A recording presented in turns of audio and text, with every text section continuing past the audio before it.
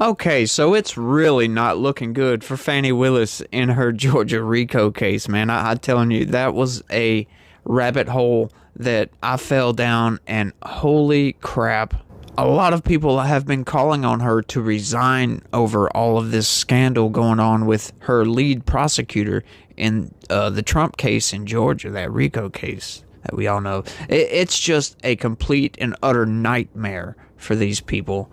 I don't even know why they are still acting like nothing is going on. The mainstream media just isn't really covering it at all. But Nikki Haley actually said that she's not going to drop out of the race when she loses in New Hampshire this afternoon, which, by the way, sorry, I don't have any update on that just yet. That won't come out until a little bit later this evening, so I won't be able to report on it until tomorrow, which I'm sure you'll already know about what happened. So, there's that. We're continuing to get strikes in Yemen. They're now kicking some humanitarian workers out of Yemen. It's kind of getting crazy over there. And Turkey approves Sweden's NATO membership, so we're about to have a new member of NATO. Man, I just keep slipping up on my words today. I don't know what in the hell's going on, y'all. But what's up, everybody? How the hell's your day going? I hope y'all having a pretty good day. This here is Legitical Response. We cover political news. We keep you up to date on the ins and outs and what the government is doing. If you want to keep up with what Joe Biden is doing, subscribe. If you want to keep up with what Congress is doing, what bills are about to be passed, what's going on with the Supreme Court, smash that subscribe button for me if you don't mind. And if you could, do me a big favor and smash that like button for me. It would be a big help. It helps out with the algorithm to help promote videos like this, because we all need to know what the government is doing, because these people are very corrupt and they do some underhanded stuff, and we need to know about it because we're in charge of putting people in the government, right? We vote in our representatives. We vote in our president, who controls the deep state to a certain degree, but even still. So we need to keep up with that. So smash that subscribe button, please, if you don't mind. But like I said, what's up, y'all? We got some stuff to get into. The Biden administration, I talk about the Biden administration all the damn time and how just an utter failure they are. And I hate to keep ragging on certain things and keep ragging on the Biden administration, but they just keep shooting themselves in the foot all the time. They just keep doing stuff and keep doing stuff. And now we're getting to a point to where it's like, I hate to say it, but we're getting to a Civil War-esque point here with what we got coming up today. We're talking about the border again, but it's not necessarily the border. As y'all know, recently Texas passed a law that pretty much makes it a state crime to enter into Texas from Mexico. It allows state troopers, local police officers, anybody, any law enforcement in Texas can now arrest a migrant that has come into this country illegally. And you might think, how the hell did it get to this point, right? Doesn't the federal government have jurisdiction over that? Yes, they do. But as we all know from videos I've covered ad nauseum, the Biden administration isn't doing a damn thing. They're actually assisting human smuggling, folks. They're helping these migrants come into this country and just go wherever the hell they want to go and destroy whatever the hell they want to destroy, right?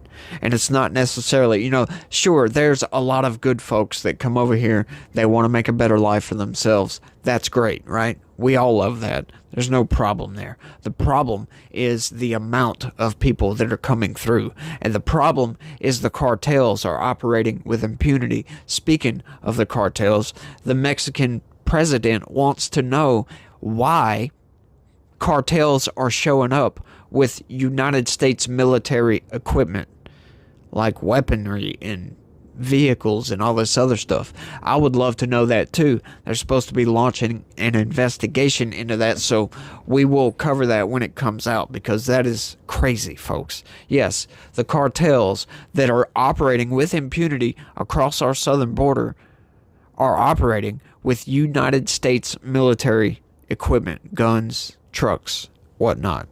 How the hell did they get that stuff? I don't know. But it's getting to a point. Like I said, they passed that law, right? And what does the Biden administration do? They don't just say, okay, that's cool. Do your thing. Now they're butting into state affairs. They're suing Texas for that law, right? So all this is going on. The Biden administration continues to not do nothing on that southern border, right? So Texas Governor Greg Abbott sends in the National Guard. So the National Guard kicks out the CBP agents so they can actually stop people from coming into this country illegally. Now the Supreme Court has ruled that CBP agents have jurisdiction and are now starting to cut the razor wire that was put in place by the Texas government to just allow people to flow right across the southern border. It's like we have federal laws to keep people from coming into this country illegally. You're supposed to go through a port of entry, you apply for citizenship, you get a visa, they let you into the country. You get a visa, then you're supposed to go back. And it's a whole process. I'm not going to explain it right here, but it's an entire process that takes a while, okay? But they're just letting these people come in and just letting them go anywhere. Now they're actually stopping Texas state government that's doing the federal government's job. They're stopping them from enforcing our laws. There's something definitely wrong here. And now the Biden administration is trying to set up some kind of civil war situation by having CBP agents go back and confront the Texas National Guard. So we don't know what in the hell's going on with this. My favorite congressman made a statement, and that's what we're going to cover today. Check this out, y'all. Chip Roy. Texas should ignore Supreme Court's border razor wire ruling. Yeah, I almost couldn't say wire just now.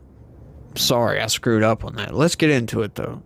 Rep. Chip Roy called on Texas officials to ignore the recent Supreme Court ruling declaring the federal government could remove razor wire from the U.S.-Mexico border. They have a duty under the Constitution and every other norm of leadership of any sovereign state to protect your citizens, period. Full stop. There is no exception to that, Roy told Fox Digital News on Tuesday. And if the Supreme Court wants to ignore that truth, which a slim majority did, Texas still had the duty. Texas leaders still have the duty to defend their people. He's totally correct. The 5-4 Supreme Court decision Monday allows the federal government to remove razor wire on the border wall placed by Texas law enforcement. The government argued the wire illegally prevented them from managing the border. What they meant to say is it prevented migrants from coming across the border, not from them managing the border, because the only managing they're doing is allowing migrants to just flow unimpeded across the border, which the cartels operate in those groups of migrants. That's how they work. The conflict escalated earlier this month when the Texas National Guard and the Texas Department of Public Safety erected fences and razor wire in Eagle Pass, Texas, a popular spot for migrants to cross into the United States. The Texas law enforcement prevents U.S. Border Patrol from accessing the area, which Border Patrol said prevented them from saving the life of a mother and 2 children who drowned in the Rio Grande. No, this is the exact reason they put that razor wire up there, is so people would see it and not try to cross the Rio Grande, which has very strong currents. They wanted to prevent people from drowning in the Rio Grande. But instead, the Biden administration once again opens the floodgates and says, hey, come on across. Yeah, what kind of message is that sending to these people? You just go ahead, cross this dangerous river and come into this country illegally. You're now a criminal. But we're not going to prosecute you. It's the most ridiculous thing I've ever heard of. Roy called the opinion from the court unconscionable and called for the state to ignore it in a post online. The Texas lawmaker has called on other members of the congressional delegation to oppose funding to the Department of Homeland Security or any other entity facilitating this brazen violation of the security and welfare of Texans. It's like if somebody's breaking into your house and the court says, oh, sorry, you can't defend yourself. What do you tell the court? Roy said. You tell the court to go to hell, you defend yourself, and then figure that out later. Hey, I couldn't happen to agree more because, like I said, those cartels are operating with impunity. We have record amounts of fentanyl comes across that border and gets into every single city, county, state in the United States. I'm sure you know somebody that overdosed on fentanyl, or you know somebody that knows somebody that overdosed on fentanyl, right? The Biden administration could curb the hell out of that by shutting that border down. But instead, they throw their hands up and then wave these people right on in. Just come on in. It's like, what are you doing? We have federal laws that prevent you from coming across any of our borders, the southern border or the northern border, without going through a port of entry. CBP agents are aiding and facilitating human smuggling. Okay, these people have to go through hell to get here. They have to go through a cartel to get here. A lot of women are assaulted. A lot of children are assaulted in that process. It's horrifying. And the Biden administration could do something about it, but they're not. They're facilitating it. They're just allowing it to happen, and it doesn't make any sense to me. But this Supreme Court decision doesn't make any sense either. I mean, I understand that it's a nonpartisan issue, or it's supposed to be, right? But these people don't see what's going on the border. They don't see the lives destroyed in these border towns. They don't see what's really going on. They have to adhere to the law. And the federal government has jurisdiction over the border. And that's their ruling. I understand Chip Roy saying ignore it. But ignoring it could spark a situation. Let's put it that way.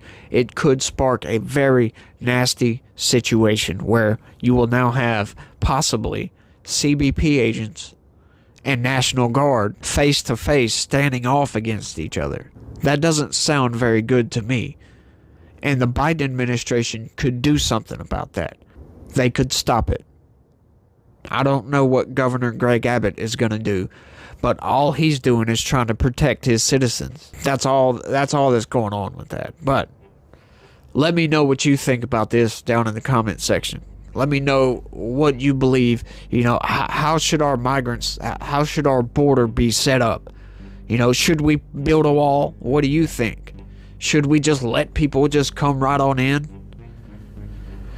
I don't personally think that. I'm not against migration. Of course not. I don't know a lot of people who are against migration.